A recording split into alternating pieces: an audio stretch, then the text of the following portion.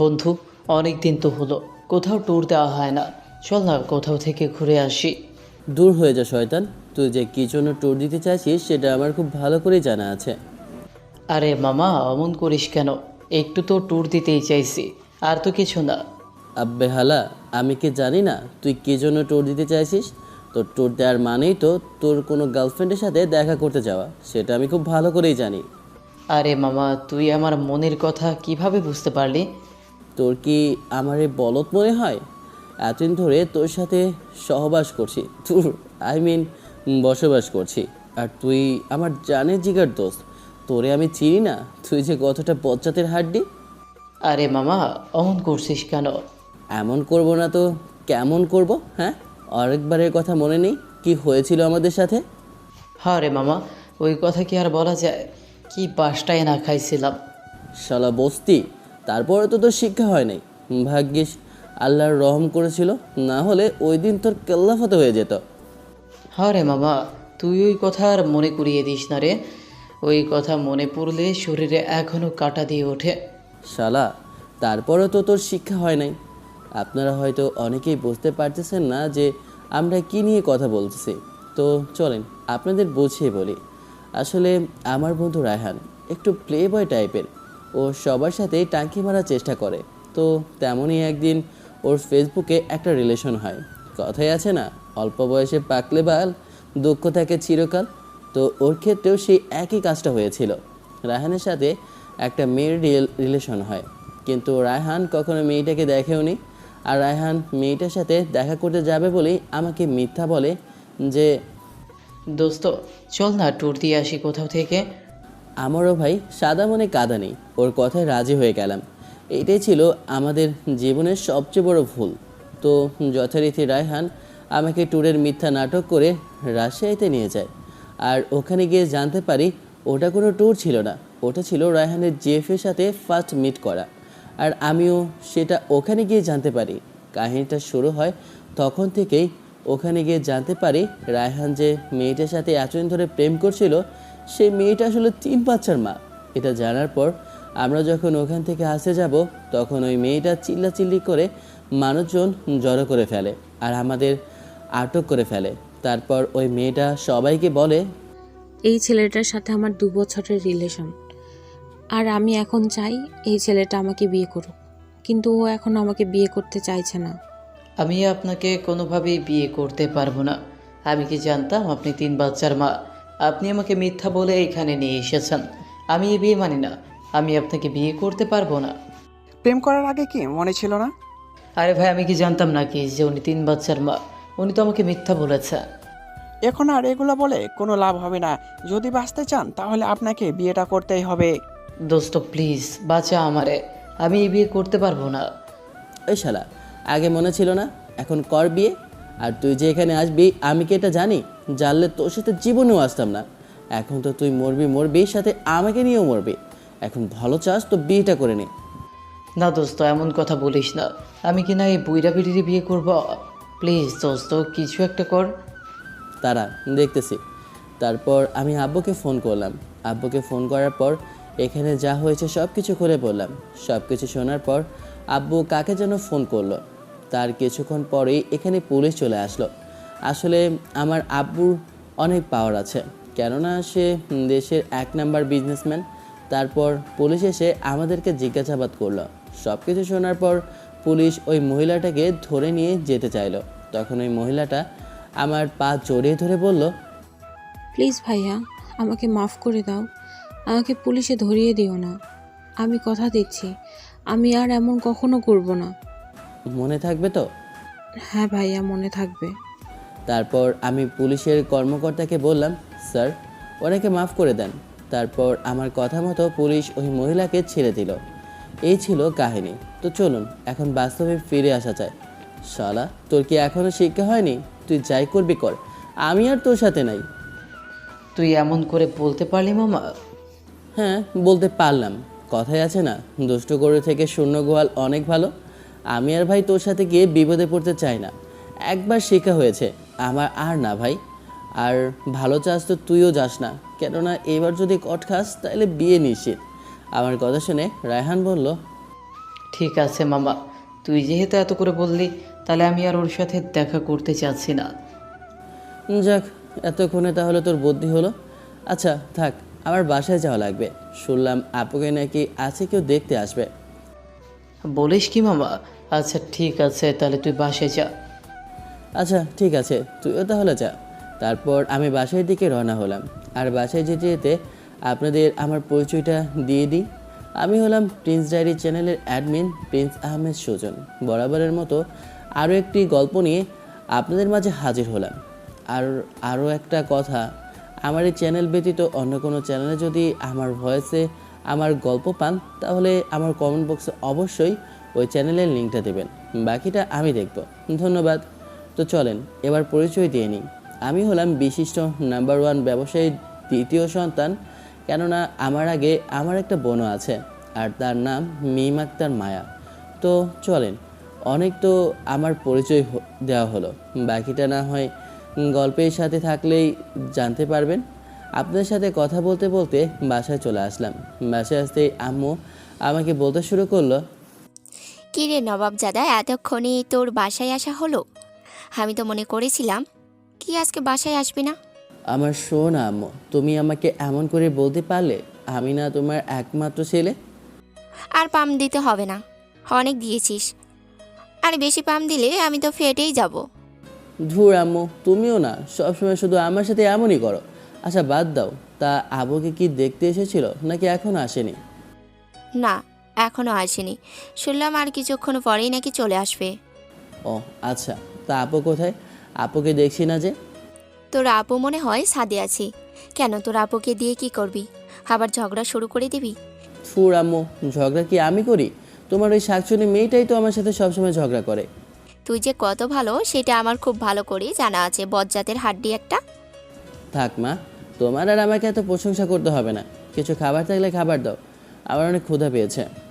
আচ্ছা ঠিক আছে, টেবিলে বস, আমি খাবার দিচ্ছি। আচ্ছা ঠিক আছে। আমি টেবিলে বসতেই আমাকে খাবার বেড়ে দিল। তারপর খাওয়া দাওয়া শেষ করে আমি ছাদে চলে আসলাম। আর এসে দেখলাম আপু ছাদের দোলনায় বসে আছে। আমি কি আপুকে পেছন থেকে জড়িয়ে ধরলাম আর বললাম, কী রে আমার সুইট কিউট আপু, তোর কি মন খারাপ? এভাবে এখানে বসে আছিস যে? আরে না, মন খারাপ হতে যাবে কেন? তোর কি চাই সেটা বল। কি জন্য এমন পাম দিচ্ছিস সেটা ঝেড়ে কাস তো। আপু তুই সবসময় এমন করিস কেন বলতো? আমি কি শুধু তোর কাছে কিছু না কিছু চাইতেই থাকি?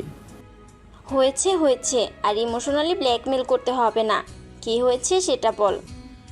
আপু সত্যি কথা বলতে আমার না অনেক খারাপ লাগছে। তোর বিয়ে হয়ে গেলে আমি তো একা হয়ে যাব। আমার এই কথা মনে আসলে কেমন যেন কান্না পাচ্ছে। ধুর পাগল, এর জন্য কি মন খারাপ করে?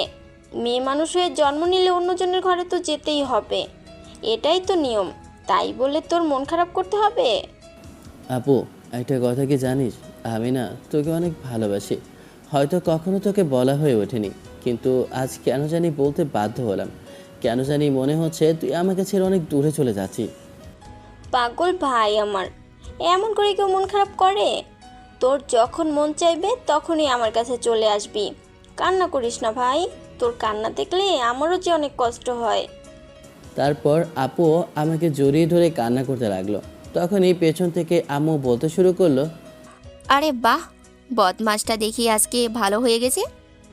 আম্মু, তুমি ভাইয়ের সাথে এমন করছো কেন? আমি আবার কেমন করলাম? তোরাই তো কান্নাকাটি করছিস, তাই তো ভাবলাম তোরা আবার ভালো হয়ে গেলি, জিনিসটা কেমন হজম হচ্ছে না। আম্মু তুমি যাও তো, এটা আমাদের ভাই বোনের ব্যাপার।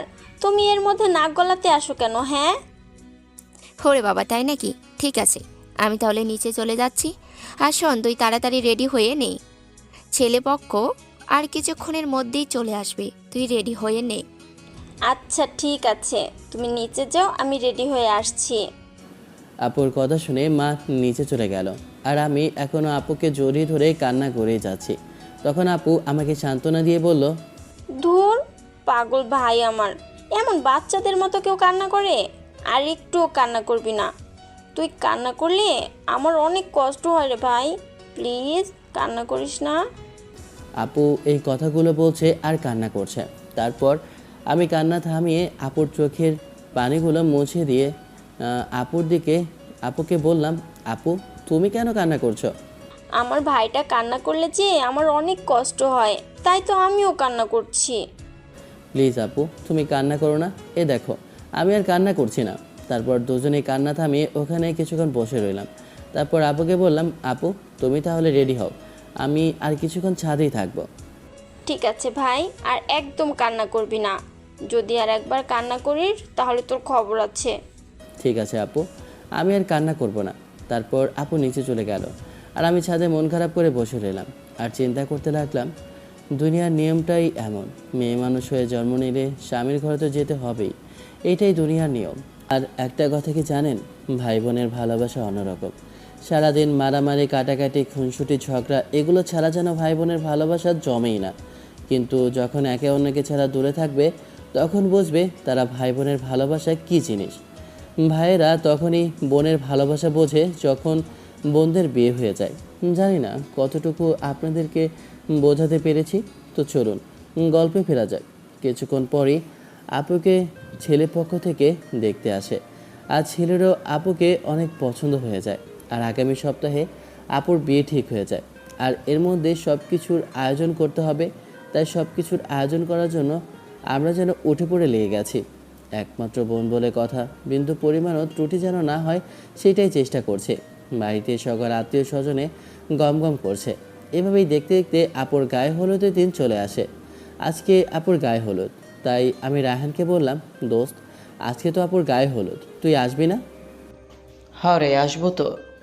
না আসলে কি হয়, গায়ে হলুদে কত মেয়েরা আসবে, আর এটা কি মিস করা যায়? হালা তুই আর ভালো হলি না। আচ্ছা ঠিক আছে, তাড়াতাড়ি চলে আসিস। আর হ্যাঁ, হলুদ পাঞ্জাবি পরে আসবি, ঠিক আছে? আমিও হলুদ পাঞ্জাবি পরবো। আচ্ছা ঠিক আছে মামা। তারপর আমিও যথারীতি রেডি হয়ে নিচে আসলাম।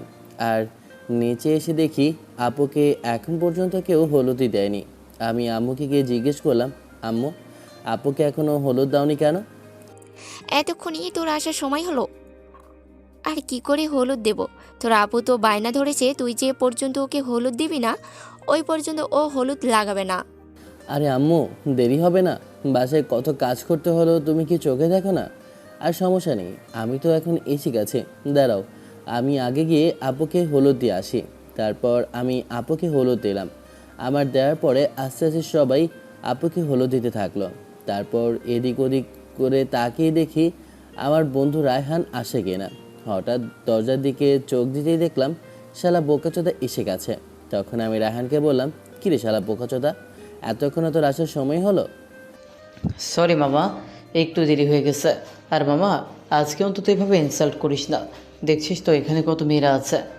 আচ্ছা ঠিক আছে। তারপর আমি আর রায়হান এদিক ওদিক হাঁটাহাঁটি করছি। হঠাৎ রায়হান আমাকে বলল, খাইছে রে, আমার গেটের দিকে তাকিয়ে দেখ, পড়ি আসতেছে পড়ি। রায়হানের কথা শুনে আমিও গেটের দিকে তাকালাম। গেটের দিকে তাকিয়ে আমিও অবাক হয়ে গেলাম, কেননা গেটের সামনে তাকাতেই আমি দেখতে পেলাম অনেকগুলো লোক আছে। আর লোকগুলোর সামনে দুইটা মেয়েকে দেখতে পেলাম। মেয়ে দুইটাকে দেখে আমার চোখ যেন সরছেই না, কেননা মেয়ে দুইটা আসলেই অনেক সুন্দর, যেন কোনো পরীকেও হার মানাবে। আমি কতক্ষণ এভাবে তাকিয়েছিলাম জানি না। আমার ঘোর কাটলো আব্বুর কথা শুনে।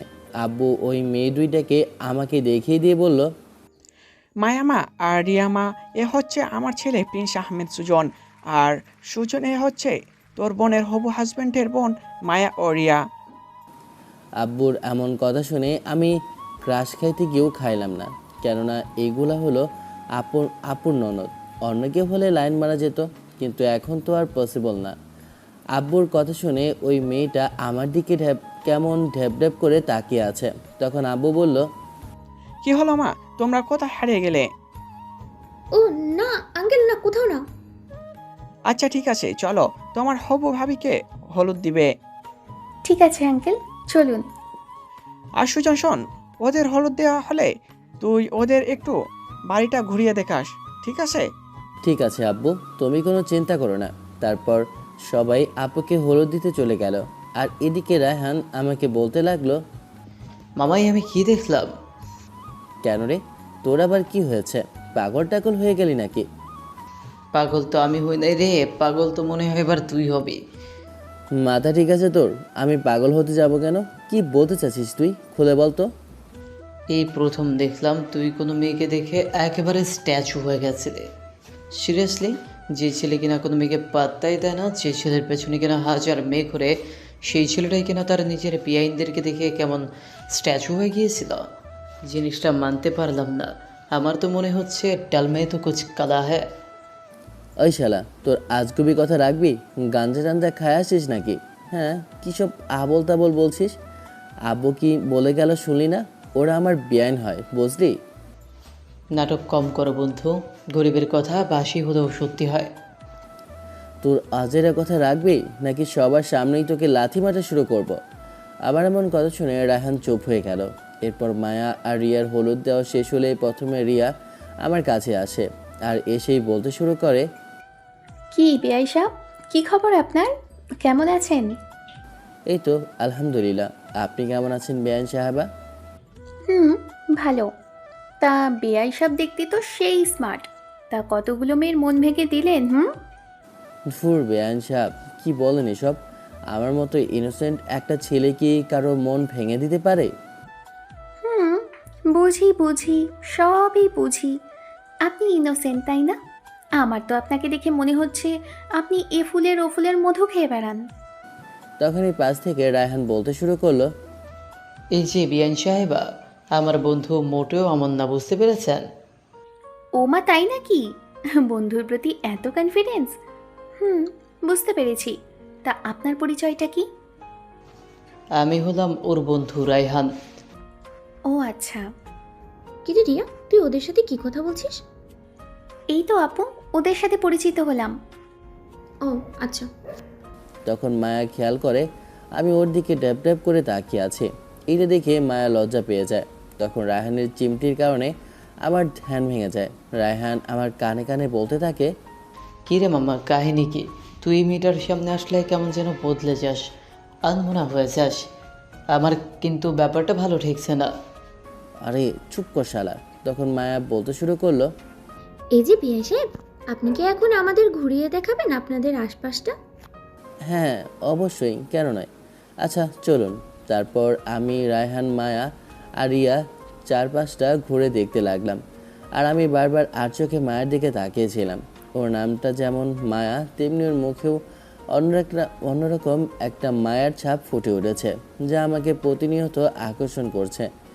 ঘোরাঘুরি শেষ হলে মায়া আর রিয়া ওদের বাসায় চলে যায়। আর আমার মাথায় তখন থেকে শুধু একটা কথাই ঘুরপাক খাচ্ছে, আর তা হলো মায়ার কথা। ওকে দেখার পর থেকে যেন আমি পুরো এলোমেলো হয়ে গেছি। জীবনে ফার্স্ট টাইম কোনো মেয়েকে দেখে আমি এমন হয়েছি। আমি বলতে পারবো না যে এটা ভালোবাসা কি না, নাকি অ্যাট্রাকশন, বাট ওর কথা ভাবতে আমার অনেক ভালো লাগছে। এটাকে কি বলে আমি নিজেও জানি না। আমি একটা দ্বিধার মধ্যে আছি। মায়ের কথা ভাবতে ভাবতে আমি ঘুমিয়ে গেলাম। পরদিন সকালে আম্মুর ডাকাডাকিতে ঘুম ভেঙে গেল।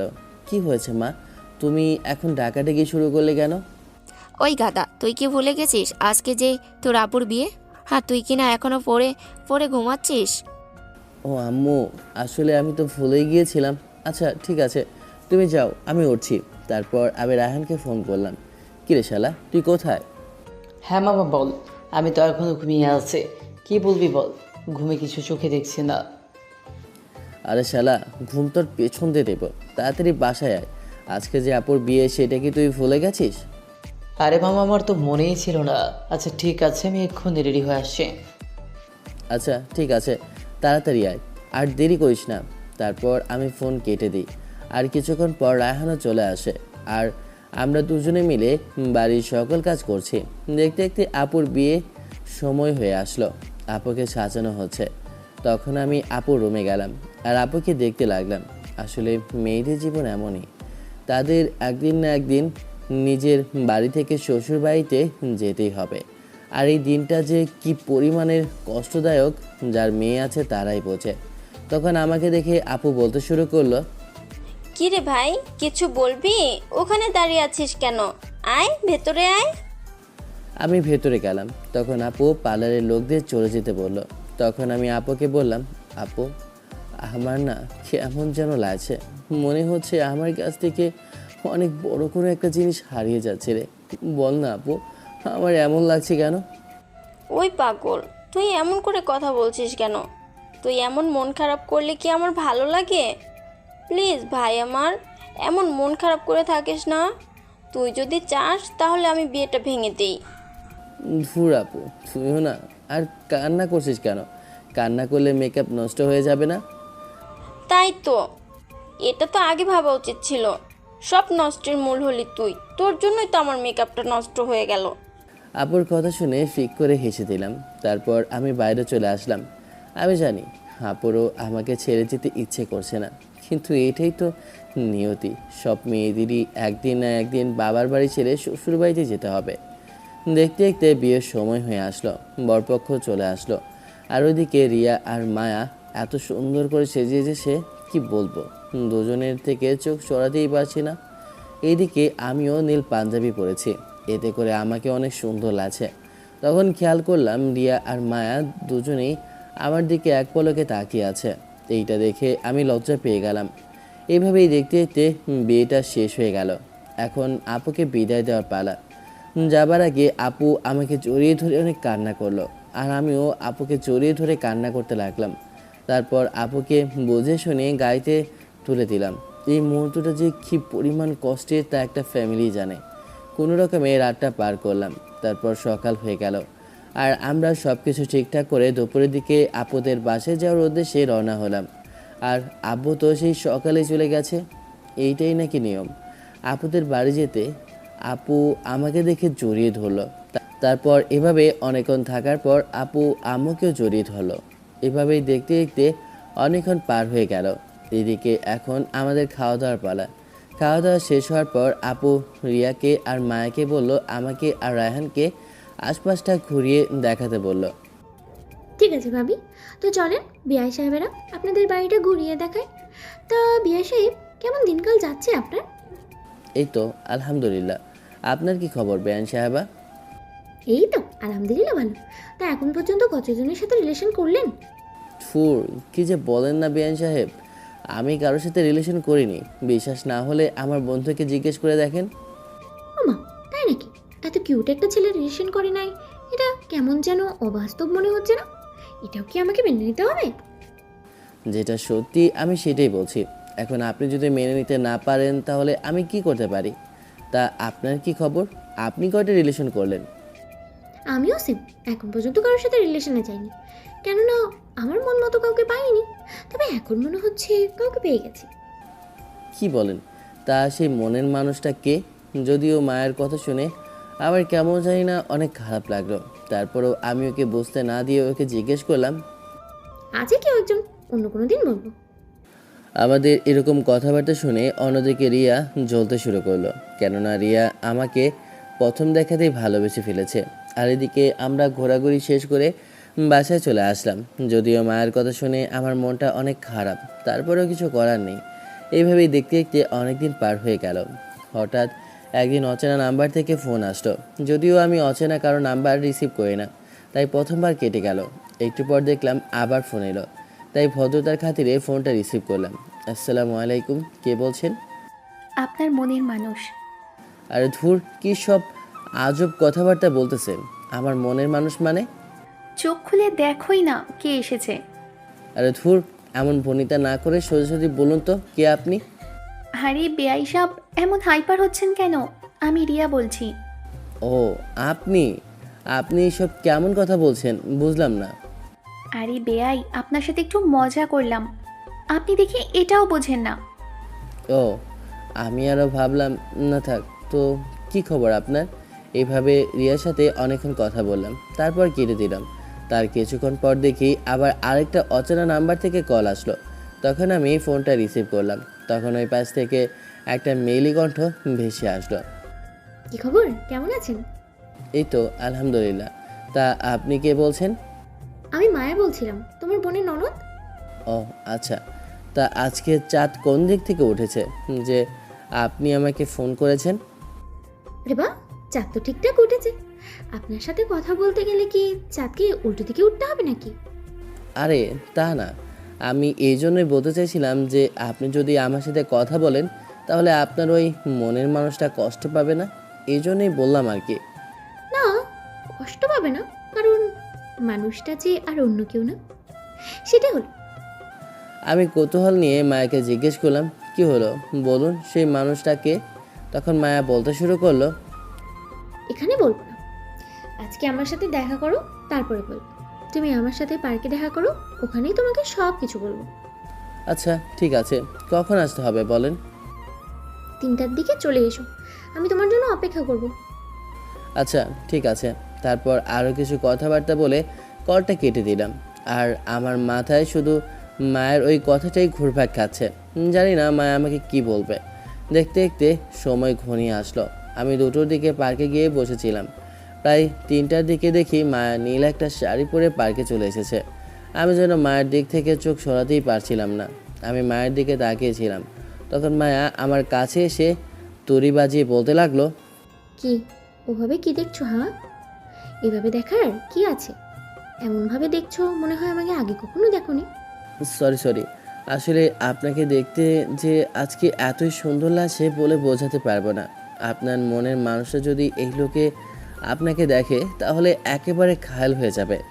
আমার এমন কথা শুনে মায়া লজ্জা পেয়ে গেল। তখন আমি মায়াকে বলতে শুরু করলাম, আচ্ছা আপনি যেন আমাকে কি বলবেন? বলার জন্যই তো এখানে আসা। আচ্ছা তুমি চোখটা বন্ধ করো। ও মা, চোখ বন্ধ করবো কেন? আরে আগে বন্ধ করো না, তারপর বলছি। আচ্ছা ঠিক আছে। মায়ের কথা মতো আমি চোখ বন্ধ করলাম। আর এদিকে মায়া একগুচ্ছ গোলাপ ফুল হাতে নিয়ে হাঁটু গেড়ে বসে আমাকে প্রপোজ করার স্টাইলে বসলো। তারপর আমাকে চোখ খুলতে বললো। আমি চোখ খুলে তো নিজের চোখকেই বিশ্বাস করতে পারছি না। আমি কৌতূহল নিয়ে মায়াকে জিজ্ঞেস করলাম, এগুলো কি হচ্ছে? আমি তো কিছুই বুঝতে পারছি না, একটু বুঝিয়ে বলবেন? সুজন, আমি সেই প্রথম দেখাতেই তোমাতেই পাগল হয়ে গিয়েছিলাম। এক কথায় বলতে পারো ওয়ান সাইডেড লাভ। এগুলো কি বলছেন আপনি? আপনি আমার সিনিয়র, আমার আপুর ননদ। এগুলো কোনোভাবেই যায় না। প্লিজ এমন কোনো আবদার করবেন না যাতে আমাদের দুই পরিবারের সম্মানটা নষ্ট হয়। দেখো সুজন, আমি এত কিছু বুঝি না, আমার তোমাকেই চাই। আই লাভ ইউ সুজন, আমি তোমাকে অনেক ভালোবাসি, আমাকে ফিরিয়ে দিও না। আপনি এমন পাগলামি করছেন কেন? এটা হয় না, আপনি বুঝতে পারছেন না কেন? এখন আমি যদি আপনার সাথে রিলেশনে যাই, আপনার পরিবার এটা কখনোই ভালো চোখে দেখবে না, আর না আমার পরিবার দেখবে। প্লিজ ট্রাই টু আন্ডারস্ট্যান্ড, একটু বোঝার ট্রাই করেন। এটা হয় না। দেখো সুজন, কে মানবে আর কে মানবে না সেটা আমার দেখার বিষয় না। তুমি আমাকে মানবে কি না সেটা বলো। আর তুমি যদি আমাকে ফিরিয়ে দাও তাহলে আমি কিন্তু কোনো কিছু একটা করে ফেলবো। আমার যে করেই হোক তোমাকে লাগবে। আমি এই কয়েকদিন অনেক কষ্ট করেছি তোমাকে ভুলে থাকার, বাট থাকতে পারিনি। যতই তোমাকে ভোলার চেষ্টা করেছি ততই যেন আমি আরও তোমার কাছে চলে এসেছি। প্লিজ আমাকে ফিরিয়ে দিও না। প্লিজ এমন পাগলামি করবেন না, এটা হয় না। তুমি যেহেতু আমাকে মানবেই না, তাহলে আমি আজকেই নিজেকে শেষ করে দেব। এটা বলেই মায়া একটা ছুরি হাতে নিয়ে নিজের হাতে একটা টান মেরে দেয়, আর ফিনকি দিয়ে ওর হাত থেকে রক্ত বের হতে থাকে। এটা দেখে আমার রাগ যেন মাথায় উঠে গেছে। আমি সাথে সাথে ওর হাত থেকে ছুরিটা ফেলে দিয়ে টাস করে একটা থাপ্পড় মেরে দিলাম, আর বলতে শুরু করলাম, কি শুরু করেছো এসব? এটা কেমন ধরনের পাগলামি? হ্যাঁ, ধরবে না তুমি আমাকে, আমাকে শেষ করে দিতে যাও। আমি আজকে নিজেকে শেষ করে দেব। যদি তুমি আমার না হও তাহলে আমি আমার এই জীবন রেখে কি করব? আমি তোমাকে ছাড়া আর এই জীবনে রাখার কোনো মানেই খুঁজে পাই না। একটা থাপ্পড় মেরে তোমার সব দাঁত ফেলে দেবো, ফাজিল মেয়ে কোথাকার। তোমার সাহস কি করে হলো এরকম একটা কাজ করার? করবো না তো কি করবো? হ্যাঁ, তোমাকে এত ভালোবাসার পরেও তুমি আমাকে মেনে নিচ্ছ না, তাহলে আমি কি করব? তুমি কি আমার মনের কথাটা একটাবারও বুঝতে পারবে না? আমিও তো সেই প্রথম দেখাতেই তোমাকে ভালোবেসে ফেলেছি, কিন্তু ভয়ে বলতে পারিনি। আর সেই তুমি কি না সুইসাইড করতে গিয়েছিলে? তোমার কিছু হলে আমি কি করে থাকতাম বলো? তুমি আমার সাথে আর কোনো কথাই বলবে না, ফাজিল মেয়ে কোথাকার। কি বললে তুমি? তুমিও আমাকে ভালোবাসো? তাহলে আমাকে কষ্ট কেন দিলে? আরে পাগলি, একটু ট্রাই করে দেখলাম যে তুমি আমাকে সত্যিই ভালোবাসো কিনা, কিন্তু ট্রাই করতে গিয়ে তো উল্টো ঝামেলা বাজিয়ে ফেলেছি। আমি তো আর জানি না আমার এই সিনিয়র পাগলিটা আমাকে এতটা ভালোবাসে। সত্যি যখন বুঝতে পেরেছো তাহলে আমাকে আর কষ্ট দিবে না তো? যদি আমাকে আর কষ্ট দাও তাহলে কিন্তু আমি সত্যিই নিজের কিছু একটা করে ফেলবো। হয়েছে, এখন আর এত ইমোশনাল ব্ল্যাকমেল করতে হবে না। এখন চলো তোমাকে ডক্টরের কাছে নিয়ে যাই। হাতের কি অবস্থা করে ফেলেছ, ইচ্ছে তো করছে থাপড়িয়ে তোমার সবগুলো দাঁত ফেলে দেই। আর কোনোদিনও যদি এইরকম করেছো তো তোমার একদিন কি আমার যতদিন লাগে। ওকে বাবু, আর কখনো এমন করবো না, কিন্তু তোমাকে কথা দিতে হবে তুমিও আমাকে কষ্ট দিতে পারবে না। আচ্ছা ঠিক আছে, এখন চলো তোমাকে হসপিটালে নিয়ে যাই। তারপর মায়াকে নিয়ে হাসপাতালে চলে আসলাম। ডক্টরকে দেখানোর পর ডক্টর বলল, এমন হলো কি করে? আছে কাহিনী একটা, আপনি একটু দেখে বলেন তো হাতের অবস্থা কেমন। হ্যাঁ, অল্পের জন্য হাতের রগ কাটেনি, আর একটু হলে কেটে যেত। দাঁড়ান, আমি ব্যান্ডেজ করে দিচ্ছি, আর কিছু মেডিসিন দিচ্ছি, এগুলো খেলেই ঠিক হয়ে যাবে। আচ্ছা ঠিক আছে ডক্টর। তারপর মায়াকে বাসায় পৌঁছে দিলাম। যদিও আপু আমাকে থেকে যেতে বলেছিল, কিন্তু আমি কাজ আছে বলে চলে এসেছি। আর এদিকে মায়াকে আমার সাথে দেখে রিয়া মনে মনে বলতে শুরু করলো, সুজনের বাচ্চা সুজন, ওকে তো ইচ্ছা করছে গিলে খেতে। তোকে যদি এখন সামনে পেতাম আস্ত চিবিয়ে খেতাম। তোর সাহস হয় কি করে আমাকে রেখে আপুকে নিয়ে ঘুরিস? রিয়া মনে মনে এগুলোই বলছে আর আমার গোষ্ঠী উদ্ধার করছে। এদিকে বাসায় আসতে না আসতে মায়ের ফোন। কি হলো মায়া, এখনই না তোমাদের ওখান থেকে আসলাম, আর এখনই ফোন করলে যে, কোনো সমস্যা? আরে না শোনো, তোমার কথা খুব মনে পড়ছিল, তাই তোমাকে ফোন দিলাম। তা তুমি কি বিরক্ত হচ্ছ নাকি? আরে বিরক্ত হবো কেন, আমি আরও ভাবলাম কিছু হয়েছে কিনা, তাই হয়তো বা আমাকে ফোন দিয়েছো। আচ্ছা তোমাকে যে বাসায় পৌঁছে দিলাম কেউ কিছু জিজ্ঞেস করেনি? তোমার আপু জিজ্ঞেস করছিল যে আমি তোমার সাথে কি করছিলাম, আমার হাতে কি হয়েছে। কি বললে তুমি? কি বলবো আবার, যা সত্যি তাই বলেছি। খাইছে রে, মানে কি কি বলেছো? আরে গাধা, আমাদের রিলেশনের কথা বলেছি, আর আমার হাত কি জন্য কেটেছি সেটাও বলেছি, যদিও অনেক বকাবকি করলো। তুমি এটা কি করেছো পাগল মেয়ে? তুমি এটা আপুকে কি করে বলতে পারলে? তোমার কি কোনো কথাই আটকায় না? আরে গাধা, তোমার আপু আগে থেকেই জানে আমি তোমাকে ভালোবাসি, কেননা আমি আগেই তোমার আপুকে সব বলেছিলাম।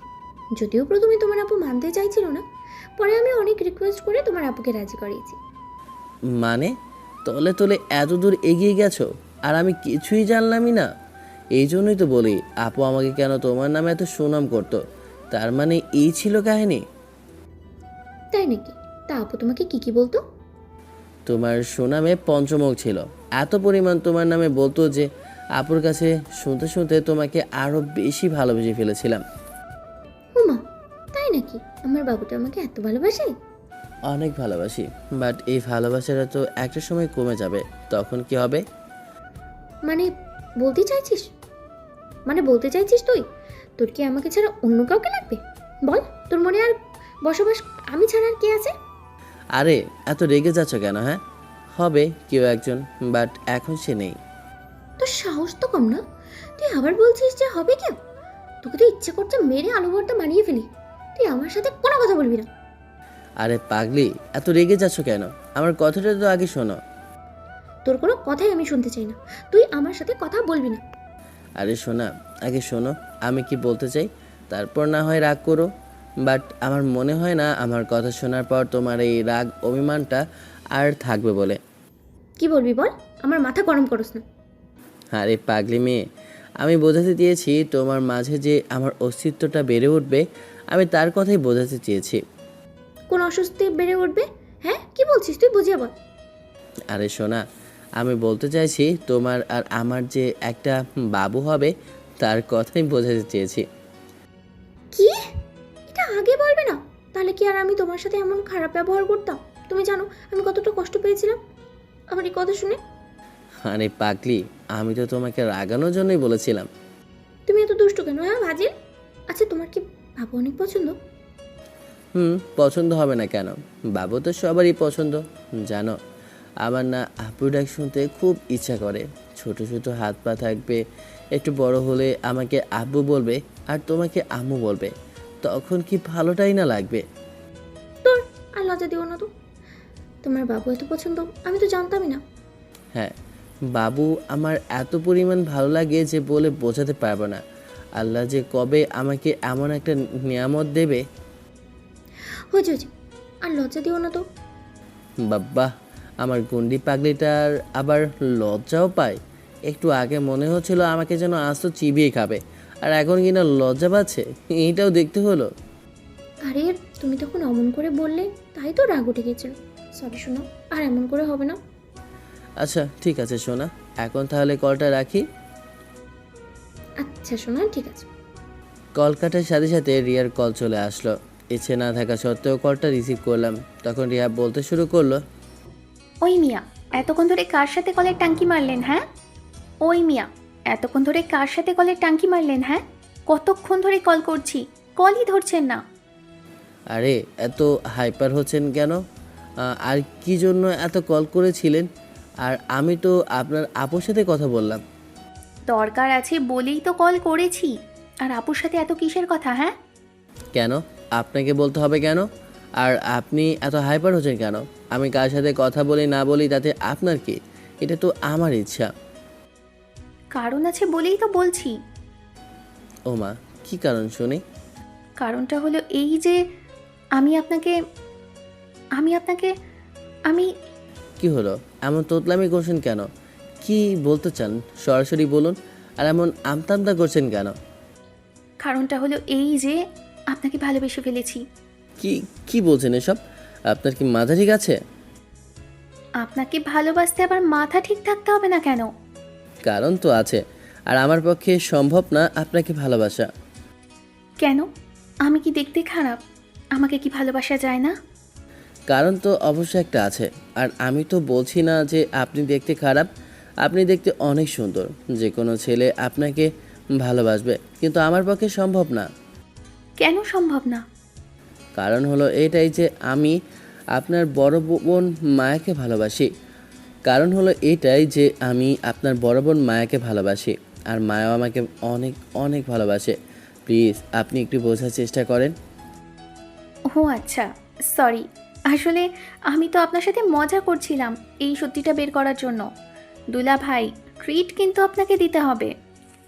থ্যাঙ্কস আল্লাহ, তুমি আমাকে বাঁচালে। আমি তো ভয় পেয়ে গিয়েছিলাম। ওইদিকে রিয়া নিঃশব্দে কেঁদে যাচ্ছে, কেননা রিয়া সত্যি আমাকে অনেক ভালোবাসে।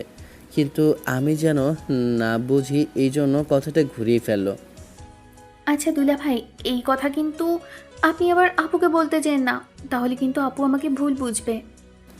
আচ্ছা ঠিক আছে শালিকা, তোমার ওটা নিয়ে টেনশন করতে হবে না। আচ্ছা ঠিক আছে শালিকা, তোমার ওটা নিয়ে টেনশন করতে হবে না। আচ্ছা থাকো তাহলে, আর তোমাকে অন্য সময় ট্রিট দেবো। ওকে দুলা ভাই, ঠিক আছে, ভালো থাকবেন। এটা বলেই ফোনটা কেটে দিল। আর ফোনটা কেটে দিয়ে রিয়া কাঁদতে লাগলো। এদিকে আমি ফ্রেশ হয়ে রায়ানকে ফোন করলাম, কেননা ওকে যদি এই বিষয়টা না জানাই তাহলে শালে সেন্টি খাবে। কিরে ভাই, হঠাৎ এই অবেলায় ফোন করলি, কাহিনী কি বলতো? ওই শালা, তোর কাছে ফোন করতে কি আবার কাহিনী লাগে? বাট কাহিনী তোর একটা আছে। সন্ধ্যায় দেখা কর, তোকে একটা সারপ্রাইজ দেবো। আচ্ছা ঠিক আছে মামা, তুই তাহলে করিম মামার চায়ের দোকানে চলে আয়, আমি ওইখানেই থাকবো। আচ্ছা ঠিক আছে, থাক তাহলে। আমি ফ্রেশ ট্রেশ হয়ে করিম মামার চায়ের দোকানে চলে আসলাম। এসেই তো দেখি রায়হান সিগারেট হাতে বসে আছে। কিরে শালা, তুই না সিগারেট খাওয়া ছেড়ে দিয়েছিস? তাহলে এইটা আবার কি? হ্যাঁ হরে মামা, ছেড়ে দিয়েছি, বাট মাঝে মাঝে তুই একটা খায়। আব্বে হালা, তুই এটা জানিস না যে একদিন সিগারেট খেলে 40 দিন নামাজ হয় না, দোয়া কবুল হয় না? এটা কি ভুলে গেছিস? আরে মামা, আসলেই তো, আমি তো ভুলেই গেছিলাম। ঠিক আছে মামা, এই নে ফেলে দিলাম। বন্ধু, আমাকে দেখানোর জন্য ফালানোর কোনো মানে হয় না। ওই ওপরওয়ালাকে ভয় করে আজকে থেকে তওবা কর, আর কোনোদিনও সিগারেট খাবি না। কি লাভ এই জাহান্নামী খাবার খাওয়া? বন্ধু ঠিকই বলেছিস, যা আজকে থেকে আল্লাহর নামে শপথ করে এই সিগারেট খাওয়া ছেড়ে দিলাম। ইনশাআল্লাহ আর কোনো দিনও সিগারেট খাবো না। যাক আলহামদুলিল্লাহ, তোর মতো বন্ধু যদি সবারই হতো তাহলে কতই না ভালো হতো। আমি তোকে রিকোয়েস্ট করলাম আর তুই আল্লাহর ভয় পেয়ে সিগারেটটা ছেড়ে দিলি। কিন্তু দেখ না, রিয়েল লাইফে কাউকে যদি এই কথাগুলো বলি তাহলে তাদের কাছে নিতান্তই এটা হাস্যকর একটা ব্যাপার। কেননা তাদের তো আল্লাহর প্রতি ভয় নেই। যদি আল্লাহর প্রতি ভয় থাকতো তাহলে এই জাহান্নামী খাবার খেতে পারতো না, আর নামাজও ছাড়তে পারতো না। ওরা কি জানে না 5 ওয়াক্ত নামাজ পড়তেই হবে? ধর তোর কাপড় খারাপ, কাপড় চেঞ্জ করতে পারতেছিস না, এমন একটা জায়গায় আছিস, তারপরেও তোকে নামাজ আদায় করতে হবে। আবার ধর তোর শরীর খারাপ, বসে নামাজ পড়, তাও পারতেছিস না, শুয়ে নামাজ পড়, তাও পারতেছিস না, ইশারায় নামাজ পড়। আবার ধর পানি পাচ্ছিস না, তাই মন করেও নামাজ পড়। নামাজ তোকে পড়তেই হবে, নামাজে কোনো গাফিলতি চলবে না। মানুষ এইটা বোঝে না যে নামাজ হলো বেহেশতের চাবি। যদি বুঝতো তাহলে কখনোই নামাজ ছাড়তো না। তুই একটা কথা বোঝ, রোজা যেমন ধর ভাঙলে পরে আবার রোজা রাখা যায়, নামাজ কিন্তু তা না। 5 ওয়াক্ত নামাজ ওয়াক্ত অনুযায়ী পড়তেই হবে। তুই স্বাভাবিক একটা কথা ভাব, নামাজ কিন্তু কাজা পড়লেও গুনাহ থাকবে। তো চেষ্টা করবি 5 ওয়াক্ত নামাজ ওয়াক্ত অনুযায়ী মসজিদে পড়ার। একান্তই যদি কোনো সমস্যা না থাকে তাহলে মসজিদে পড়া বাধ্যতামূলক। আর আমার পাঠক ভাইয়েরা, আপনারাও আমার কথাটা বোঝার চেষ্টা করবেন। আপনারা নিয়মিত 5 ওয়াক্ত নামাজ পড়ার চেষ্টা করবেন। হ্যাঁ রে মামা, ঠিকই বলছিস। আজকে থেকে 5 ওয়াক্ত নামাজ পড়ার চেষ্টা করব ইনশাআল্লাহ। আর আপনারা যারা নিয়ত করেছেন অবশ্যই ইনশাআল্লাহ বলবেন, তাহলে আল্লাহ হয়তো আপনাদের মনকে নরম করে দিবে আর সাহায্য করবে। আচ্ছা মামা, তুই না আমাকে যেন কি বলতে চেয়েছিলি? হ্যাঁ, আসলে মামা কাহিনী তো একটা হয়ে গেছে। কী রে ভাই, কী কাহিনী? তাড়াতাড়ি বল, আমার তো আর তর সইছে না। মামা, মায়ের সাথে তো আমার হয়ে গেছে রে। হয়ে গেছে মানে? কি হয়েছে আর কি করে হয়েছে আর কেমনে? তা এখন কি প্রেগনেন্ট টেগনেন্ট নাকি? শালা, একটা লাথি মেরে তোর ফাজলামি করা বের করে দেব। আরে শালা, তোকে বলতে চেয়েছি মায়ের সাথে আমার প্রেম হয়েছে, আমরা একে অপরকে ভালোবাসি। তোকে আবার না জানালে তুই তো আবার সেন্টি খাবি, তাই তো তোকে জানালাম। কজ কি মামা? বলছিলাম না তোর কিছু একটা সামথিং সামথিং হবে? দেখলি, গরিবের কথা বাসি হলেও ফলে। হ্যাঁ রে মামা, তোর কথাই সত্যি হয়েছে। সবই বুঝলাম, তার ট্রিট কবে দিবি? হ্যাঁ, ট্রিট কিন্তু মিস দেওয়া চলবে না। আরে অবশ্যই দেব, তুই তো আমার জানা জিগার বন্ধু, তোকে ট্রিট দেবো না তো কাকে দেব? দেখি কবে দেওয়া যায়। ওকে মামা, ঠিক আছে, তাহলে ওই কথাই রইল। আর আমার ট্রিটটা কিন্তু খুব তাড়াতাড়ি চাই। আব্বে শালা, হবে হবে, সবই হবে। এখন একটু ধৈর্য ধরতে শেখ। তারপর এভাবে রায়ানের সাথে আড্ডা দিয়ে রাত 10টার দিকে বাসায় ফিরলাম। বাসায় ফিরতে দরজা কলিং বেল দিতে দেখি আমার জম দরজার সামনে দাঁড়িয়ে আছে। আমাকে দেখে বলতে শুরু করলো, কি ব্যাপার, রাত কয়টা বাজে? এদিকে খেয়াল আসে এত রাত করে বাসার বাইরে কেন? আসলে আব্বু, রায়ানের সাথে আড্ডা দিতে দেরি হয়ে গেছে। ঠিক আছে, আজকের মতো কিছু বললাম না, এরপর থেকে যেন দেরি না হয়, কথাটা যেন মাথায় থাকে। ঠিক আছে আব্বু। তারপর রাতের খাওয়া দাওয়া করে মায়ের সাথে কিছুক্ষণ কথা বললাম। মায়া তো কল কাটতেই চাইছিল না, আমি জোর করে কেটেছি। আর মায়াকে বলেছি কালকে রায়হানকে ট্রিট দেব, ওইখানে যেন মায়াও যায়। মায়াও রাজি হয়েছে। এদিকে মায়ের কথা ভাবতে ভাবতে ঘুমিয়ে গেলাম। ওইদিকে আপু রিয়ার রুমে পাশ দিয়ে যাচ্ছিল, তখন শুনতে পেল রিয়া সুজন সুজন করে কান্না করছে। তখন আপু রিয়ার রুমে নক করলো। রিয়া, কি হয়েছে তোমার? তুমি এভাবে কান্না করছো কেন? দরজাটা খোলো, ভাবি তোমার সাথে কথা বলবে। কই ভাবি, না তো, আমি কান্না করছি না। তুমি তুমি ভুল শুনেছো। ঠিক আছে, তুমি দরজাটা খোলো, ভাবি তোমার সাথে কথা বলবে। ভাবি, আসলে আমার না এখন ভালো লাগছে না, পরে কথা বলি তোমার সাথে। না, ভাবি তোমার সাথে এখনই কথা বলবে। প্লিজ দরজাটা খোলো, না হলে কিন্তু ভাবি রাগ করবে। প্লিজ আমার সোনা বোনটা, দরজা খোলো। ওকে ভাবি, খুলছি। তারপর রিয়া তার চোখের পানি মুছে দরজাটা খুললো। আপু রুমের মধ্যে ঢুকে দেখতে পারলো রুমটা এলোমেলো আর রিয়ার চোখ লাল হয়ে আছে। এইটা দেখে আপু জিজ্ঞেস করলো, আমার সোনা বোনটার কি হয়েছে? আর সুজন আর তোমাকে কি আমার সোনা বোনটার কি হয়েছে? আর সুজন তোমাকে কি করেছে? তুমি ওর কথা বলে বলে কান্না করছিলে কেন? কই ভাবি, না তো, তুমি হয়তো ভুল শুনেছো, আমি কান্না করব কেন? দেখো, আমি কিন্তু কোনো ছোট বাচ্চা নই যে আমি কিছুই বুঝবো না। আর তোমার চোখ দেখেই বোঝা যাচ্ছে তুমি কি পরিমাণ কান্না করেছো। কি হয়েছে বলো আমাকে। আসলে ভাবি, এই কথা বলে রিয়া কান্না করে দেয় আর আপুকে জড়িয়ে ধরে। তখন আপু রিয়াকে জড়িয়ে ধরে বলতে শুরু করলো, কি হয়েছে আমার আপুটার? আমার আপুটাকে কে কষ্ট দিয়েছে? ভাবি, আমি যে তোমার ভাইকে অনেক ভালোবাসি, কিন্তু তোমার ভাই যে আমাকে ভালোবাসে না, তোমার ভাই যে মায়া আপুকে ভালোবাসে। আমার অনেক কষ্ট হচ্ছে ভাবি। প্লিজ আপু, কষ্ট পেও না। দেখো, আমরা যা চাই তা তো আর সবসময় আমাদের ভাগ্যে থাকে না। প্লিজ আপু, কষ্ট পেও না। দেখো, আমরা যা চাই তা তো আর সবসময় আমাদের ভাগ্যে থাকে না। কিছু জিনিস আমাদের মেনে নিতে হয়। প্লিজ বোন আমার, কান্না করো না। নিজেকে শক্ত রাখো। চাইলে যে সব কিছু পেতে হবে তা তো আর না। আল্লাহ কপালে যা রাখে তাই হয়। ভাবি, তুমি ঠিকই বলেছ।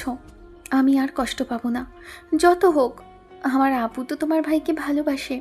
ওদের ভালোবাসা পূর্ণতা পাক, আমি এতেই খুশি। এই তো আমার লক্ষ্মী বোনটা, আমার সোনা। এর জন্যই তো আমি তোমাকে এত ভালোবাসি। থ্যাংক ইউ ভাবি, তোমাকে অনেক ধন্যবাদ। তোমার সাথে কথা বলে আমার মনটা অনেকটা হালকা হয়ে গেল। এইভাবেই আপু রিয়াকে অনেক বোঝালো। রিয়া কিছুটা বুঝতে পারলো। তারপর রিয়া নিজেকে নিজেই সান্ত্বনা দিল। আর এদিকে রায়হানকে দেওয়া কথা অনুযায়ী আমি আর মায়া একটা রেস্টুরেন্টে আসলাম ওকে ট্রিট দেওয়ার জন্য। আর রায়হানের কথা অনুযায়ী ওকে ভরপেট খাওয়ালাম। যদিও ট্রিটের টাকাটা মায়া দিয়েছে, আমি দিতে চেয়েছিলাম কিন্তু আমাকে দিতে দেয়নি। বললো যে ও সিনিয়র, তাই ওই দেবে টাকাটা। এই হলো সিনিয়রকে ভালোবাসার ফল। সিনিয়র গার্লফ্রেন্ড থাকলে আর কি লাগে, যা খরচ লাগে গার্লফ্রেন্ডই দেয়। এভাবেই দেখতে দেখতে অনেক দিন পার হয়ে গেল। রিয়াও নিজেকে অনেক গুছিয়ে নিয়েছে। আর এইদিকে আমার আর মায়ের বিষয়টা দুই ফ্যামিলিকে জানানো হয়েছে। আব্বু আম্মু প্রথমে রাজি হতে চাইছিল না, কিন্তু আপু আব্বু আম্মুকে রাজি করিয়েছে। আর ওদিকে মায়াও ওর ফ্যামিলিকে রাজি করিয়েছে। সব কিছু ভালোই চলছিল। মায়ের সাথে আমার সম্পর্কটা দিন দিন আরও গভীর হতে শুরু করেছিল। আমরা যেন একে অপরকে ছাড়া নিঃশ্বাস নিতেই ভুলে গিয়েছিলাম। কিন্তু হঠাৎ মায়ের কি এমন হলো আমি বুঝতে পারলাম না। বিয়ের আগের দিন মায়া বলতে শুরু করলো, সুজন, তোমার সাথে আমার কিছু কথা আছে। বলো সোনা, কি বলবে? আমি জানি না তুমি কথাটা কিভাবে নেবে, কিন্তু সত্যি বলতে আমার না এখন আর তোমাকে সহ্য হয় না। এক কথায় বলতে পারো, তোমাকে এখন আমার ঘৃণা লাগে। কি বলছো এসব? তুমি মায়া, তুমি কি পাগল হয়ে গেছো নাকি? আমার সাথে ফান করছো? হ্যাঁ, কালকে তোমার সাথে আমার বিয়ে আর তুমি কি না এইসব কথা বলছো? দেখো সোনা, আমার কিন্তু এইসব মজা ভালো লাগতেছে না। প্লিজ আমার সাথে ফাজলামো করো না। ওই তোর সাথে ফাজলামি করবো কেন রে? যেটা সত্যি আমি সেটাই বলছি। এতদিন আমি শুধু তোর সাথে ভালোবাসার অভিনয় করেছি।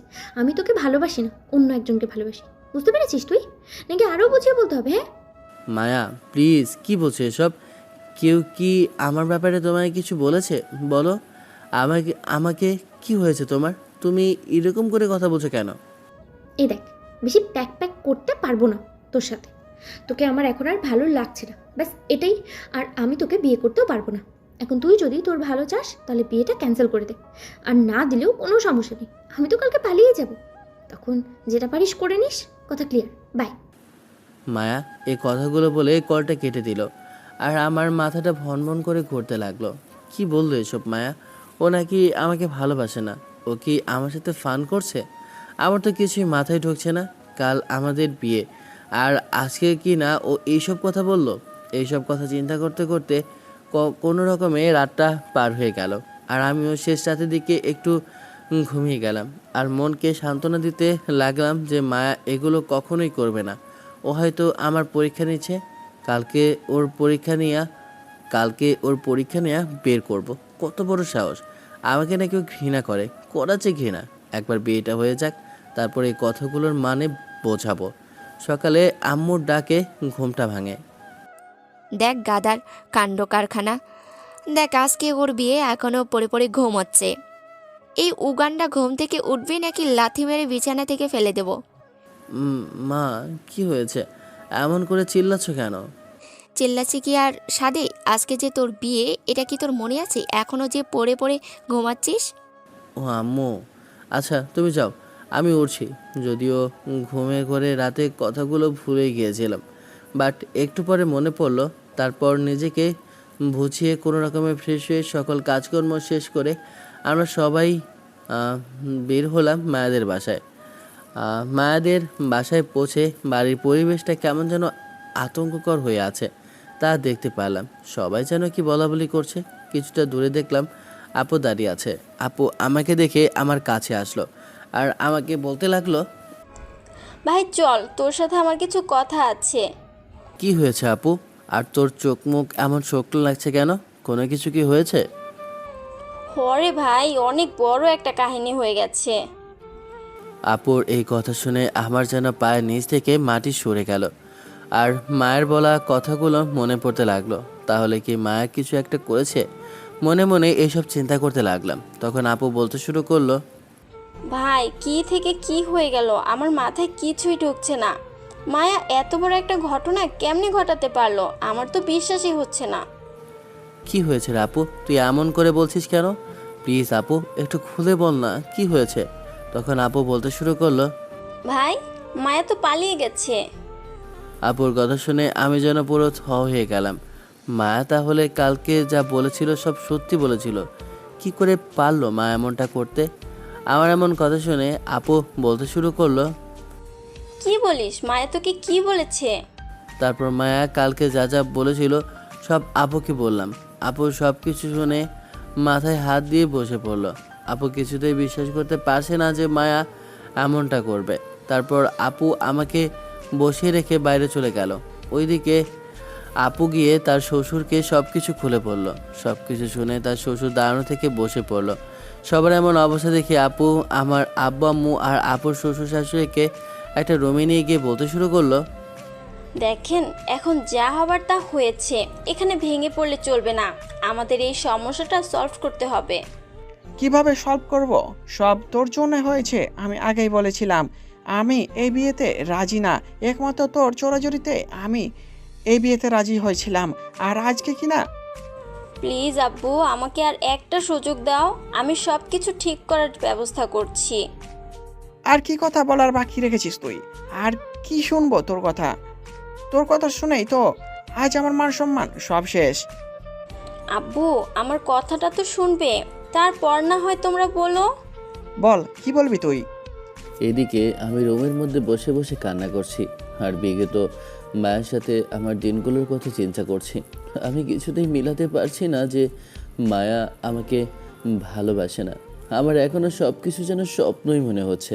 কেননা আমি মায়াকে যতটা না ভালোবাসি, মায়া তার থেকে বেশি আমাকে ভালোবাসে।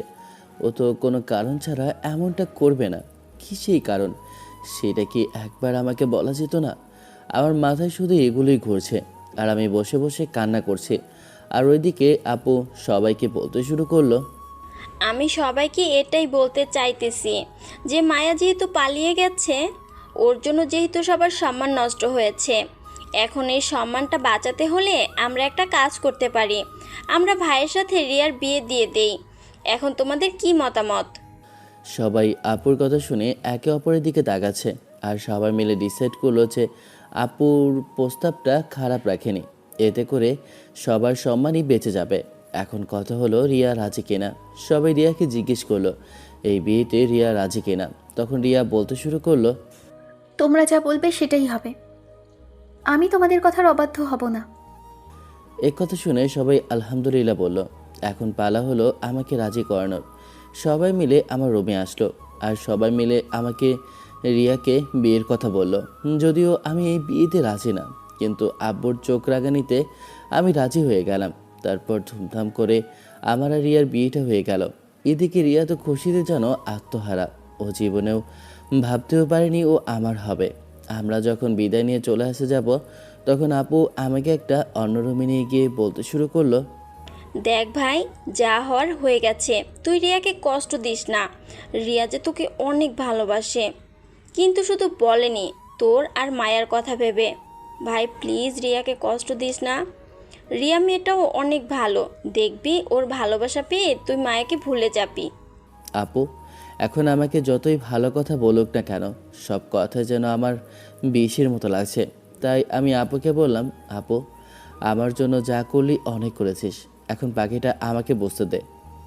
ঠিক আছে ভাই, পারলে আমার কথাটা রাখিস।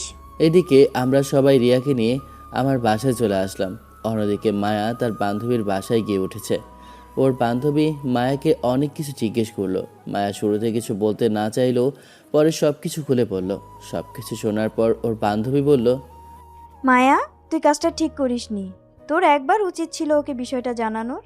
বিষয়টা জানিয়ে দেখতি ও মেনে নেয় কি না। আমি জানি ও হয়তো বা আমাকে মেনে নিত। জানিস, ওরা আমাকে অনেক ভালোবাসে, কিন্তু আমি কি করে ঠকাই বল? একবার ইচ্ছে করেছিল আমি ওকে ঠকাই, কিন্তু নিজের ভালোবাসা মানুষটাকে কি করে ঠকাবো বল? আমি চেয়েও পারিনি। মায়া, আমার মনে হচ্ছে তুই কাজটা ভুল করেছিস। এখন তুই ওকে ছাড়া থাকবি কি করে বল? তুই কি পারবি ওকে ছাড়া থাকতে? জানি না রে, পারবো কিনা। তবে তবে পারতে আমাকে হবে। হয়তো এই জীবনে আর অন্য কেউ আসবে না। আমি ওর স্মৃতি নিয়েই বেঁচে থাকতে চাই। সত্যি রে, তুই অনেক মহান। তুই যে এত বড় স্যাক্রিফাইস কি করে করতে পারলি, এটা আমার চিন্তার বাহিরে। সব সময় তো আর নিজের কথা ভাবলে চলে না রে। যাকে এত ভালোবাসি তার জন্য যদি এতটুকু করতে না পারি, তাহলে কিসের ভালোবাসি আমি তাকে? হ্যাঁ রে বান্ধবী, তুই সত্যি মহান। তুই সত্যি অনেক উদারতার পরিচয় দিয়েছিস। আপনারা হয়তো কিছুই বুঝতে পারতেছেন না যে মায়া এত ভালোবাসার পরেও আমাকে কেন বিয়ে করতে অস্বীকার করলো। গল্পের সাথে থাকুন, তাহলেই জানতে পারবেন। এদিকে আমি ছাদে দাঁড়িয়ে আছি আর মায়ের কথা ভাবছি। তখন রায়হান বলতে শুরু করলো, দেখ ভাই, যা আবার হয়েছে সব কিছু ভুলে এখন সামনের দিকে আগা। জানি বিষয়টা তোর জন্য অনেক কষ্টের হবে, কিন্তু কি করবি বল, সব কিছু চাইলেই তো আর পাওয়া হয় না। জানি রে বন্ধু, কিন্তু ও আমার সাথে এমন এমন একটা কাজ কি করে করতে পারলো? কি ক্ষতি করেছিলাম আমি ওর? দে বন্ধু, জানি ইচ্ছে করলেও এখন ভুলতে পারবি না, তবুও চেষ্টা কর। একটা কথা জানিস তো, আল্লাহ যা করে ভালোর জন্যই করে। ঠিকই বলেছিস রে, আমিও চেষ্টা করব ওকে ভুলে যাওয়ার। আর এখন আমি চাইলেও ওর কথা মনে করতে পারবো না, কেননা ও এখন আমার জন্য হারাম। হ্যাঁ বন্ধু, তুই একটু চেষ্টা কর, চাইলেই পারবি। তোর উপর আমার সম্পূর্ণ বিশ্বাস আছে। চেষ্টা করব। এখন বাকিটা আল্লাহর ওপর। এখন যা, রুমে যা। রিয়া মেয়েটা তোর জন্য অপেক্ষা করছে। তুই ওকে কষ্ট দিস না, ও তো আর তোকে কষ্ট দেয়নি, তাই না? হ্যাঁ রে বন্ধু, ঠিকই বলেছিস। রায়হানের সাথে কথা শেষ করে আমি রুমে চলে আসলাম। রুমে এসে দেখলাম রিয়া লম্বা একটা খোবরা দিয়ে বসে আছে। আমি আসতে রিয়া আমার পা ধরে সালাম করতে আসলো। তখন আমি রিয়াকে বলতে শুরু করলাম, রিয়া, আপনি হয়তো জানেন না যে পা ছুঁয়ে সালাম করতে হয় না। পা ছুঁতে গেলে আপনার মাথা নত হয়। আর আমরা তো জানি আল্লাহ তাআলা ব্যতীত কারো সামনে মাথা নত করতে হয় না। ও, আমি তো জানতামই না। আপনি তো দেখি অনেক কিছুই জানেন। আসলে তা না, অ্যাজ এ মুসলিম হিসাবে যতটুকু জানা প্রয়োজন ততটুকু হয়তো জানি না, বাট কিছুটা হলেও জানি। আর চেষ্টা করি সবাইকে জানানোর, যাতে তারাই ভুলগুলো থেকে সংযত হতে পারে। আচ্ছা, আপনার কি অজু আছে? অজু থাকলে চলেন 2 রাকাত নফল নামাজ পড়ে নিই। তারপর রিয়াকে নিয়ে 2 রাকাত নফল নামাজ পড়ে নিলাম। তারপর আমি রিয়াকে বললাম, দেখুন, আজকে কি হয়েছে সেটা তো আপনি খুব ভালো করেই জানেন। আর আমার মনের অবস্থাও খুব একটা ভালো না, তাই আমি চাইছি যে আমাকে কিছুটা দিন সময় দিন। দেখুন, আপনার যা করার আপনি করতে পারেন। আপনার যতটুকু সময় নেওয়ার আপনি নিতে পারেন, কিন্তু একটা কথা দিতে হবে। কি কথা বলুন, যদি রাখার হয় অবশ্যই রাখবো। প্রথম কথা হলো আমাকে তুমি করে বলতে হবে। আর দ্বিতীয় কথা হলো, এখন যেহেতু আমাদের বিয়ে হয়ে গেছে, আপনি আর অন্য কাউকে নিয়ে ভাবতে পারবেন না। যদিও জানি আপনার একটু সময় লাগবে সব কিছু ভুলে যেতে, তবুও চেষ্টা করবেন যত তাড়াতাড়ি ভোলা যায় ততই ভালো। চেষ্টা করব। আর তুমি আমাকে তুমি করেই বলবে। আর কিছু বলবে? হ্যাঁ বলবো। আরেকটা কথা হলো, এখন থেকে রোজ আমার হ্যাঁ বলবো। আরেকটা কথা হলো, এখন থেকে রোজ আমাকে বুকে নিয়ে ঘুমোতে হবে।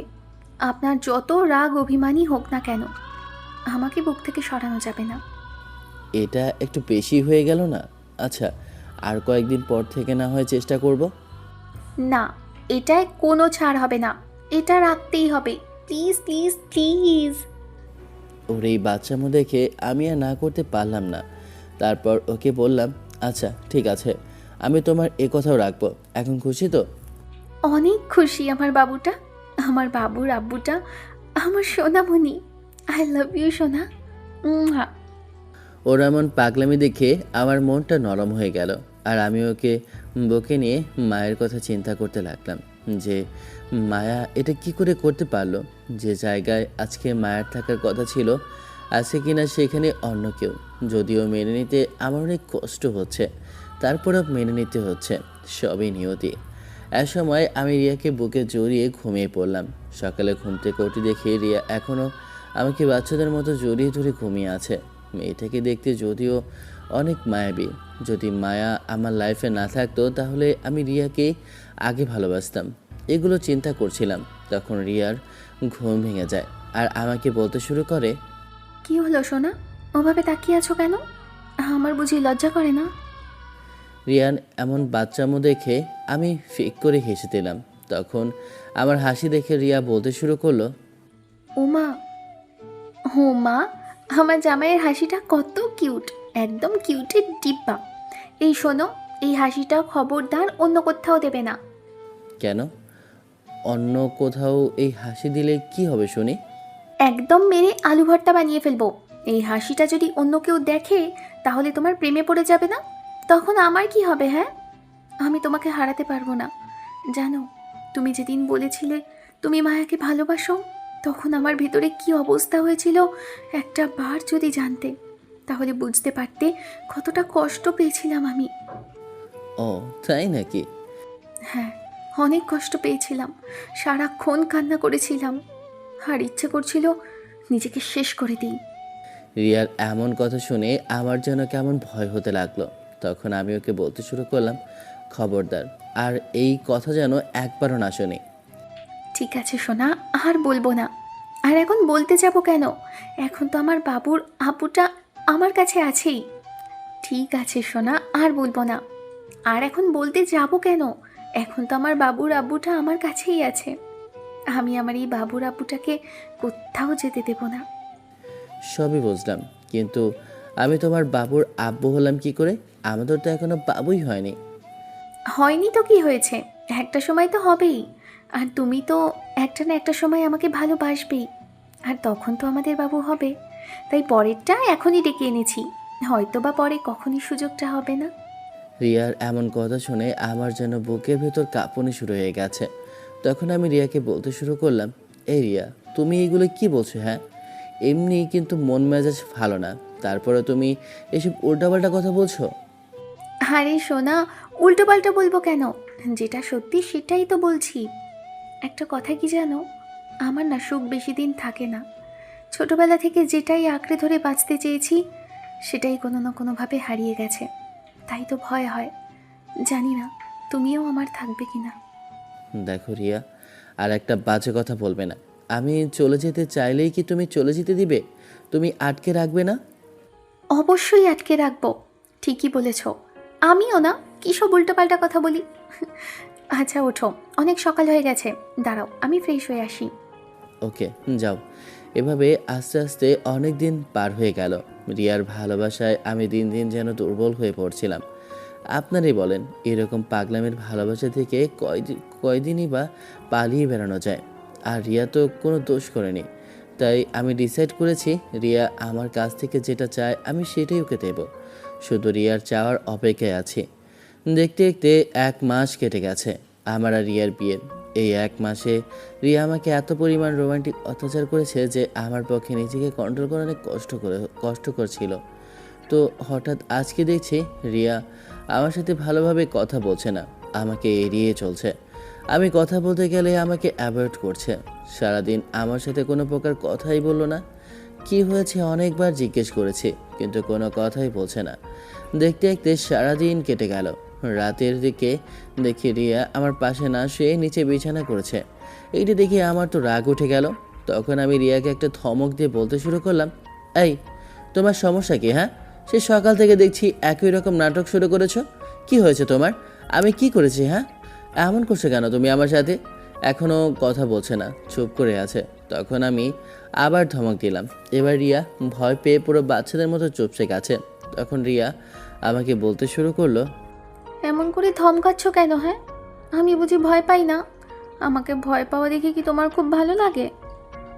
এই স্টুপিড গার্ল, আমি তোমাকে ভয় পাওয়ালাম কখন? এই যে আমাকে ধমক দিচ্ছ, এতে করে আমি বুঝি ভয় পাই না? ধমক কি আর তোমাকে সাধে দিচ্ছি? সেই সকাল থেকে কি নাটক শুরু করেছো? কি করেছি আমি? আমার সাথে কথা বলছো না কেন? আবার এখন নিচে বিছানা করছো। কি হয়েছে, সমস্যাটা কি? কি হবে? কিছুই হয়নি। তুমি তো আর আমাকে ভালোবাসো না, আর আমার মনে হয় না ভালোবাসবে বলে। একটা মাস তোমাকে সময় দিয়েছি, তাও তোমার মনে হয় না আমার জন্য একটুও মায়া আছে। হঠাৎ করে তুমি এমন ধরনের কথা বলছো কেন? বলবো না তো কি করব? হ্যাঁ, আমার কি ইচ্ছে করে না তোমার ভালোবাসা পাওয়ার? আমার কি ইচ্ছে করে না একটা বেবি নেওয়ার? নাকি আমার ইচ্ছের কোনো দাম নেই তোমার কাছে? হ্যাঁ, ও মা, তাই নাকি? আমার বউটা তাহলে আদর খেতে ইচ্ছে করছে, তাই না? তো এটা বললেই তো হয়, আমি কি না করতাম নাকি? আমার এমন কথা শুনে রিয়া যেন অবাকের চরম পর্যায়ে পৌঁছে গেল। কি হলো, অমন করে তাকিয়ে আছো কেন? হ্যাঁ, একটু আগেই না বললে আদর চাও, তাহলে এখন এমন করে তাকিয়ে আছো কেন? কি বললে তুমি? আমার তো বিশ্বাসই হচ্ছে না। এই, একটা চিমটি কাটো তো। রিয়ার কথা শুনে আমি ইচ্ছে করেই একটু জোরে চিমটি কাটলাম। রিয়া চিমটিকে উফ করে উঠল আর বলতে শুরু করলো, এত জোরে কেউ চিমটি দেয় নাকি? উফ, সত্যিই তো। তুমি সত্যিই আমাকে আদর করবে? আমাকে আমাকে ভালোবাসবে? হ্যাঁ অবশ্যই। আমি কি কাপুরুষ নাকি যে আমার বউকে আমি ভালোবাসবো না? তাহলে এতদিন আদর করনি কেন? ভালোবাসোনি কেন? তুমি আদর চাওনি তাই আদর করিনি। তুমি চাইলে কি আমি ফিরিয়ে দিতাম নাকি? আর কে বলল আমি তোমাকে ভালোবাসি না?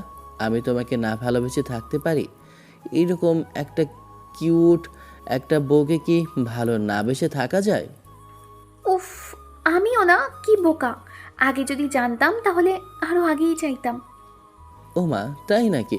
তো চলো দেখি আজকে তুমি কত আদর নিতে পারো। তাই না? তাহলে চলো শুরু করা যাক।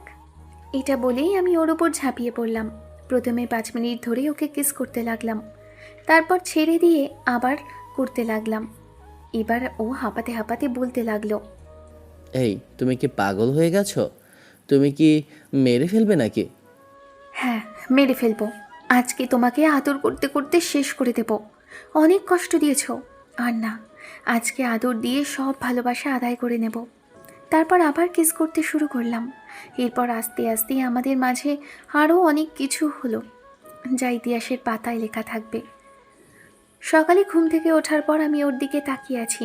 ওর সারা মুখে লিপস্টিকের দাগ। এটা দেখে আমার নিজেরই তো লজ্জা লাগছে। উফ, কি লজ্জা, কি লজ্জা।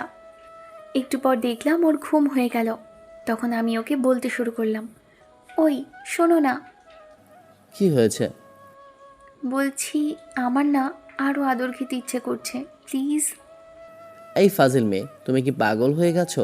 সারা রাত আমাকে ঘুমাতে দাওনি, এখন বলছো আরো আদর খাবে? পাগল হয়ে গেছো তুমি? হ্যাঁ, পাগল হয়ে গেছি। হ্যাঁ, পাগল হয়ে গেছি। এটা বলে আমি আবারও হারিয়ে গেলাম অন্য জগতে, যেটা আপনারা বিয়ে করলেই জানতে পারবেন। আর বিয়ে না করলে মুড়ি খান, এটা আপনাদের জানতে হবে না। জান ভাগেন।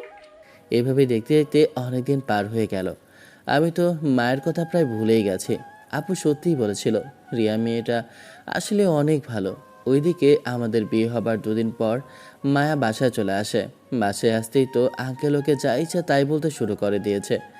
আপু আঙ্কেলকে কোনো রকমে বুঝিয়ে মায়াকে আপুর সাথে অন্য একটা রুমে নিয়ে যায়। আর আপু মায়াকে বলতে শুরু করে কেন করলো। তখন মায়া বলতে শুরু করলো, তো চলেন মায়া কী জন্য এই কাজটা করেছে তা জেনে আসে। ভাবি, ভাবি গো, তুমি ওকে আমাকে ওদের মতো অবিশ্বাস করছো? তুমি আমাকে ভুল বুঝছো ভাবি। আমি আমার না কিচ্ছু করার ছিল না। আমি চাই তোমার ভাই সব সময় সুখে থাকুক। আমি তোমার ভাইকে সেই সুখ দিতে পারতাম না, তাই তো আমি তোমার ভাইয়ের জীবন থেকে সরে গেছি। জানো ভাবি, আমি না অনেক বড় স্বার্থপর। সবাই আমাকে তাই মনে করছে, তুমি কি তাই মনে করছো? কি হয়েছে পাগলি বোন আমার? আমি তো জানি তুমি কখনোই এমন একটা কাজ করতে পারো না। কি হয়েছে আমাকে বলো। ভাবি, আমি বললে কি তুমি তাই বিশ্বাস করবে? বিশ্বাস করব না কেন? আমি তো জানি তুমি আমার ভাইকে কতটা ভালোবাসো। তারপরেও কেন এমন করলে বলো আমাকে। তাহলে শোনো ভাবি, তোমার কি মনে আছে আমি কিছুদিন আগে ডক্টরের কাছে গিয়েছিলাম? হ্যাঁ মনে আছে। তা এখানে ডক্টরের কথা আসছে কেন? আমাকে বলতে দাও ভাবি, কথা দাও এই কথা তুমি আর কাউকে বলবে না। ঠিক আছে বলো। আচ্ছা কথা দিলাম আর কাউকে বলবো না। তাহলে শোনো, ওই দিন ডক্টর দেখার পর ডক্টর আমাকে বলে আমি নাকি কোনোদিনও মা হতে পারবো না। এই কথাটা শোনার পর আমার আমার পায়ের নিচ থেকে মাটি সরে যায়। তখন আমার মাথা কাজ করা বন্ধ করে দেয়। জানো ভাবি, তোমার ভাইয়ের নাম বাবু। বাবু বলছো তোর অনেক ইচ্ছে আব্বু ডাক শোনো। এখন এখন বলো ভাবি, আমি কি তোমার ভাইয়ের এই সুখটা পূরণ করতে পারবো? কোনোদিনও পারবো না। তাই তো তোমার ভাইকে ঠকাতে চাইনি। তাই তো হাজার কষ্ট করে আমি এই বাসা থেকে চলে গেছিলাম। জানো ভাবি, আমি না তোমার ভাইকে নিজে থেকে বেশি ভালোবাসি। তারপরে আমি স্বার্থপরের মতো ওকে ফিরিয়ে দিয়েছি। আমাকে মাফ করে দাও ভাবি, আমি তোমার ভাইয়ের যোগ্য না। আমাকে মাফ করে দাও, আমাকে মাফ করে দাও। বোন আমার, তুই এটা কি করলি? তুই একটাবার আমাকে বলতে পারতি, আমার ভাইকে বলতে পারতি। কেন নিজেকে এভাবে কষ্ট দিলি বল? ভাবি, আমি যে তোমার ভাইকে অনেক ভালোবাসি, তাই তো তোমার ভাই কোনো আশা পূরণ অপূর্ণ রাখতে চাইনি। তাই তো আমি এই বিয়েটা করিনি ভাবি। আমি জানি তোমার ভাই এটা জানতে পারলে আমাকে তাও বিয়ে করতো, কিন্তু ও যে ভিতরে ভিতরে অনেক কষ্ট পেত। ও যে অনেক অনেক ইচ্ছা আব্বু ডাক শোনার, ওইটা তো আর আমি পূরণ করতে পারবো না। এই জন্যই আমি বাধ্য হয়েছি তোমার ভাই থেকে দূরে সরে যেতে। আমাকে মাফ করে দাও ভাবি। তুই মাপ চাইছিস কেন বোন? মাপ তো আমার তোর কাছে চাওয়া উচিত। তোর মতো বোন পৃথিবীতে আর দুইটা হয় না। এইটা বলেই ওরা দুজনকে জড়িয়ে ধরে কান্না করতে লাগলো। এভাবে কয়েকদিন পার হয়ে যায়। ওদের বাসায় এখনো কেউ জানে না, শুধু আপু ছাড়া, যে মায়া কেন এমনটা করেছে। আঙ্কেল অনেক রাগারাগি করেছে, শুধু আপুর কারণে বেশি কিছু বলতে পারে না। আপু মায়াকে বাঁচিয়ে নেয়। মা এখন আর সেই আগের মতো মায়াবতী নেই। ঠিক মতো খায় না, ঘুমায় না, সে যেন এলোমেলো হয়ে গেছে। আপু শুধু ছলো ছলো নয়নে মায়ের দিকে তাকিয়ে থাকে। আপুর যে এখন আর কিছু করার নেই। এদিকে কিছুদিন পর রিয়া অসুস্থ হয়ে যায়। ডক্টর দেখালে ডক্টর বলে রিয়া প্রেগনেন্ট। এই কথা শুনে সবাই খুশি, মায়াও খুশি, কারণ মায়া তো এটাই চেয়েছিল। এর জন্যই তো মায়ার এত কিছু করা। আমি এখন রিয়ার প্রতি অনেক যত্নশীল, কেননা রিয়ার ভেতর আমার একটা প্রাণ বেড়ে উঠেছে। রিয়াকে আমি কোনো প্রকার কাজই করতে দেই না। রিয়াকে এখন আগের তুলনায় অনেক বেশি ভালোবাসি। দেখতে দেখতে রিয়ার ডেলিভারির সময় হয়ে আসলো। আমি রিয়াকে কোনো কিছুই করতে দেই না। এদিকে যত ডেলিভারির দিন এগিয়ে আসে, রিয়া ততই যেন আমার দিকে কেমন চলচল নয়নে তাকিয়ে থাকে, কেমন মায়াভরা চোখে তাকিয়ে থাকে। আমি কি কিছু জিজ্ঞেস করলে বলে আমাকে দেখছে। আমি যখন বলি আমাকে এত দেখার কি আছে, তখন রিয়া বলে, জানো, তোমাকে না ছেড়ে যেতে একদম ইচ্ছে করে না আমার, কিন্তু আমার কেমন যেন ভয় হচ্ছে। মনে হয় তোমার সাথে আমার আর দেখা হবে না। এই রিয়া, তুমি কি পাগল হয়ে গেছো? তোমাকে একদিন বলেছি না এই সমস্ত কথা বলবে না? সোনা, যেটা হবার সেটা তো হবেই। আমার মনকে আমি কিছুতেই দমিয়ে রাখতে পারছি না। তুমি আমাকে একটা কথা দেবে? দেখো রিয়া, এরকম পাগলামি কথাবার্তা বলবে না। আমার কিন্তু অনেক রাগ উঠছে। বলো কি বলবে? সোনা, রাগ করো না। মানুষ তো আর চিরস্থায়ী বেঁচে থাকে না, তাই না? সবারই তো মরতে হয়। আমি জানি না তোমার সাথে আমি কতদিনই বা বাঁচতে পারবো, কিন্তু তোমার সাথে যতদিন ছিলাম বা থাকবো, তোমার প্রতি আমার কোনো অভিযোগ নেই।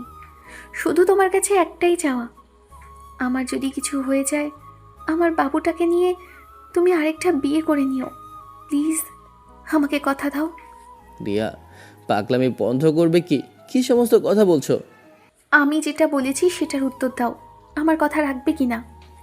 সেটা পরে দেখা যাবে। এখন আসো, আমার বুকে আসো। রিয়াকে আর কোনো কথা বলতে দিলাম না। আমি জানি না যে এমন কথা কেন বলছে। আমার অনেক ভয় হতে লাগলো। পাখিটা আমাকে অনেক ভালোবাসে। এভাবে দেখতে দেখতে ডেলিভারির দিন চলে আসলো। আজকে রিয়ার ডেলিভারি। রিয়া কিছুতেই আমার হাতটা ছাড়তে চাইছে না। আমার হাতটা জড়িয়ে ধরে কান্না করে বলছে, সোনা, আমাকে মাফ করে দিও। আমি যদি কোনো ভুল করে থাকি, আমাকে ক্ষমা করে দিও। জানি না আমি আর তোমাকে দেখতে পাবো কিনা।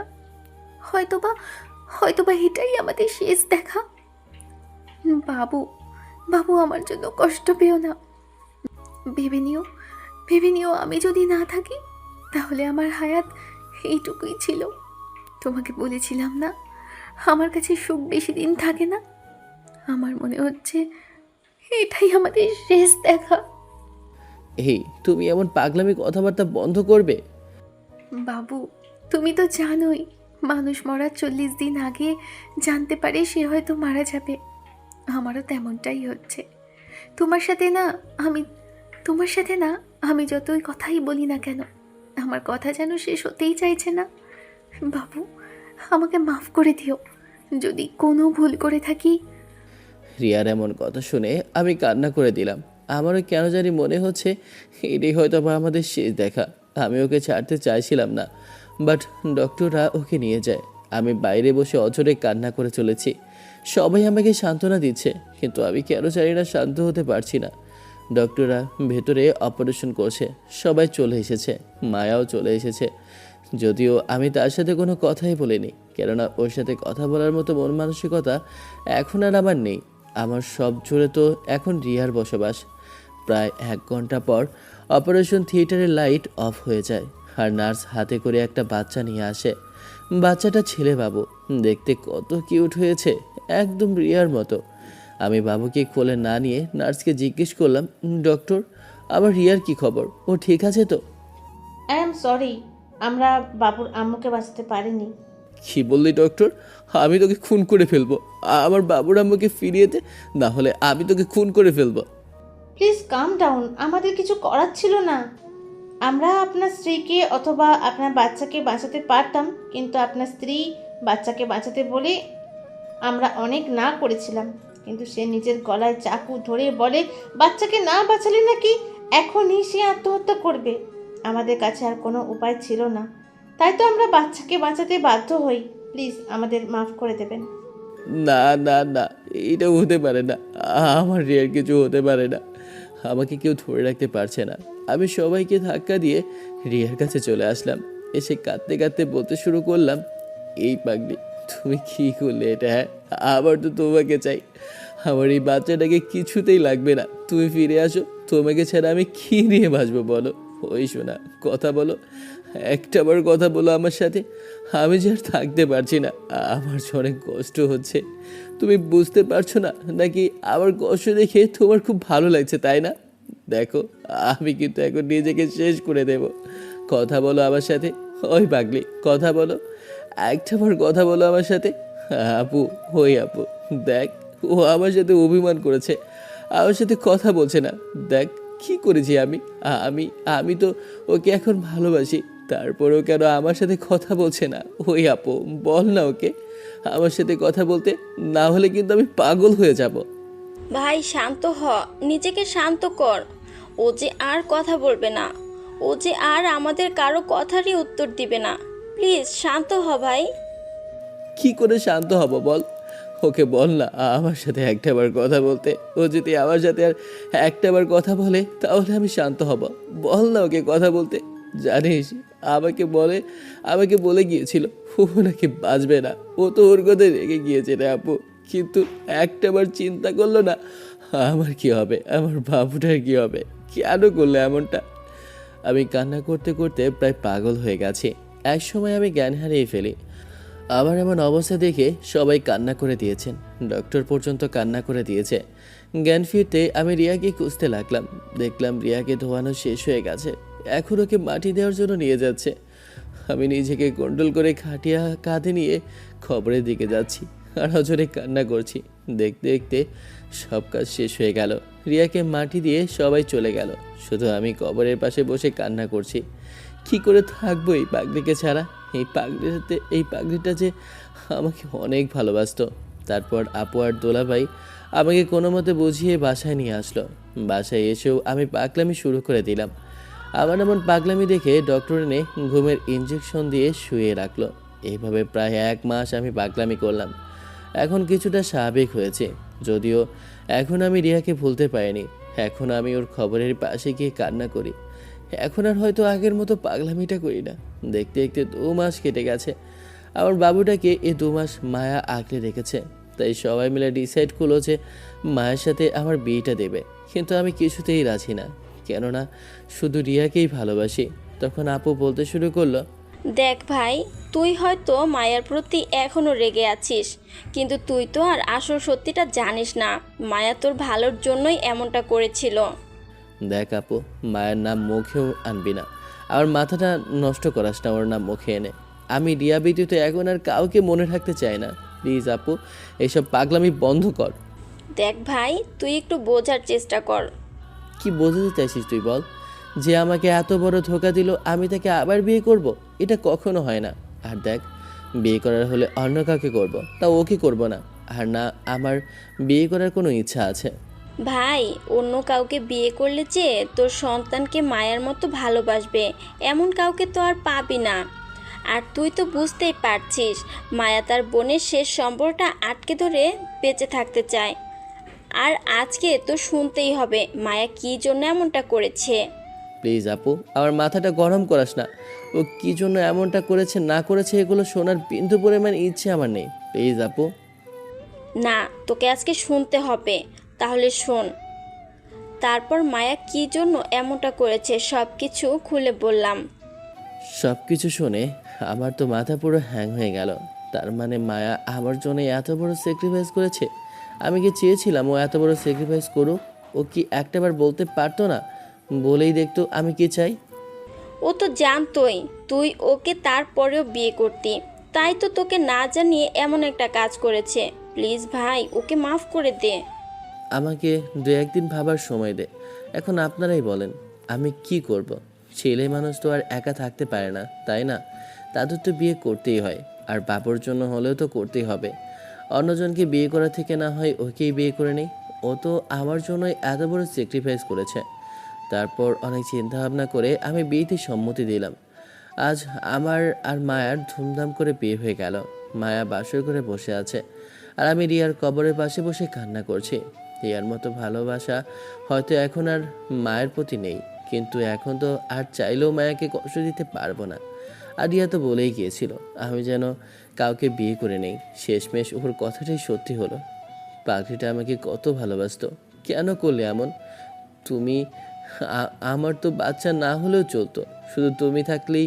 তাহলেই আমি আর কিছু বলতে পারলাম না, অজরে কান্না করতে লাগলাম। তখন পাশ থেকে রায়হান কাঁধে হাত রাখলো। ভাই, এমন পাগলামি করছিস কেন? এমন করলে তো ভাবি কষ্ট পাবে, তাই না? তুই কি চাস ভাবি কষ্ট পাক? আল্লাহ যে করে ভালোর জন্যই করে।